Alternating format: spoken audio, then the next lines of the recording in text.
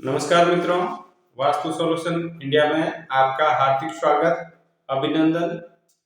दोस्तों, आज चर्चा कर रहे हैं, अगर कोई व्यक्ति जीवन में अपने आप को जिंदगी के बोझ के तले समझने लग जाता है, तो उसके घर में ऐसा कौन सा वास्तु दोष है जिसकी वजह से उसकी मनोस्थिति ऐसी हो गई कि जीवन ही उसको बाहर लगने लग गया।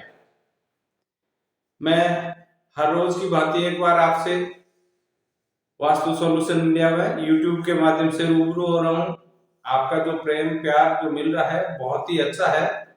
आज जो चर्चा की जा रही है, वो चर्चा का जो विषय है वो वास्तु में ऐसे कौन से दोषों की वजह से व्यक्ति अपना ही भार नहीं सहन कर सकता। यहाँ पर अपना भार शारीरिक भार नहीं है, मानसिक भार है, जीवन का भार है। व्यक्ति जीवन का जंग हारने की स्थिति में आता है, तो ऐसा कौन से वास्तु दोष की वजह से हो रहा है, वास्तु में किस प्रकार से उसके घर में तत्वों का असंतुलन हुआ जिसकी वजह से व्यक्ति अपने आप को ही बिल्कुल नाकारा और नाकाम समझने लग गया। मैं आपको पूर्ववत की भांति एक बार फिर समझा देता हूं कि वास्तु में 10 दिशाएं होती है, 360 अंश है, प्रत्येक अंश का अपना विशेष महत्व है। इन दिशाओं में अंशों का महत्व जानने के साथ साथ अगर कोई व्यक्ति अपने घर में पंच तत्वों का सही समायोजन करता है तो वास्तु उसके लिए एक वरदान सिद्ध हो जाती है। और अगर पंच तत्वों का सही समायोजन नहीं हुआ है या पंच तत्वों का संतुलन बिगड़ गया है तो वास्तु उसके लिए अभिशाप बन जाएगी, जीवन उसका नरक तुल्य हो जाएगा। यानी कि व्यक्ति करता कुछ होगा, होता कुछ और होगा।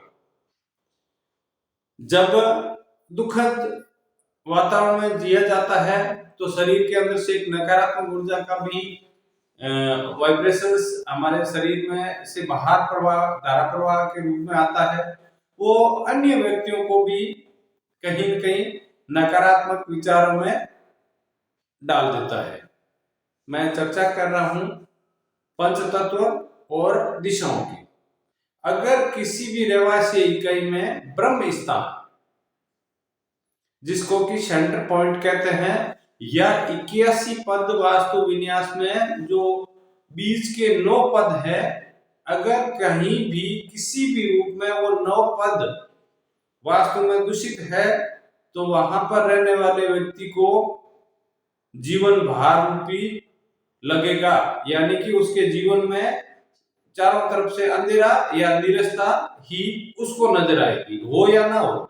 उसको ऐसा लगेगा कि मेरा जीना व्यर्थ है, मैं जो कर रहा हूं गलत कर रहा हूं, या मेरे साथ गलत हो रहा है, या मेरे बिजनेस को किसी ने बांध दिया है, या मेरे ऊपर किसी ने कर दिया है या करा दिया है। ये सारे विचार उसके मन में आएंगे। ब्रह्म के साथ साथ अगर किसी भी इकाई में नैऋत्य मीन्स साउथ और वेस्ट का सेंटर, यानी कि जहां साउथ और वेस्ट दिशाओं का मिलन होता है, दक्षिण और पश्चिम जहां भी मिलती है उसको नैऋत्य कहते हैं। नैऋत्य के दोष भी उस ब्रह्म इकाई को और दूषित होने के साथ साथ व्यक्ति के मन और मस्तिष्क पर बहुत गहरा प्रभाव उत्पन्न करते हैं। इसके बाद अगर कहीं वास्तु दोष होता है तो वो है वायव्य, यानी कि एक तिरछी रेखा वायव्य से ब्रह्म और ब्रह्म से नैऋत्य। इस प्रकार के दोष होने की वजह से व्यक्ति अपने आप को इस जन्म में निकम्मा या निठल्ला समझने बैठ लग जाता है, या वो अपनी जिंदगी को बोझ मानने लग जाता है, यानी कि उसका जीवन नीरस हो जाता है। अगर पंच तत्वों में कहीं भी आकाश तत्व का असंतुलन है तो यहाँ पर ये जो शब्द है और ज्यादा गहरे हो जाते हैं, यानी कि व्यक्ति अपने आप को बिल्कुल शून्य मान बैठता है। दोस्तों, वास्तु आपका है। वास्तु में लंबी तोड़-फोड़ की आवश्यकता नहीं होती है। बिना किसी तोड़-फोड़ के दोषों का बहुत ही सटीक उपाय होता है। आप अपने दोषों का निवारण कीजिए और अपने जीवन में 4 चांद लगाइए। ये मैं आपको विश्वास दिलाता हूं कि जो ही ब्रह्म इकाई आपकी दोष मुक्त होगी, आपके जीवन में जो आपके ऊपर जो भार था, मानसिक भार, वो भार शून्य हो जाएगा और आप इस जीवन को बहुत ही सरल और बहुत ही आसान तरीके से जिएंगे। इसी के साथ मैं आपसे एक आग्रह करूंगा कि मेरे YouTube channel vastu solution India को सब्सक्राइब करें, लाइक करें, शेयर करें और अपनी उपस्थिति कमेंट्स में जय माता दी के रूप में अवश्य दर्ज कराएं। जय माता दी।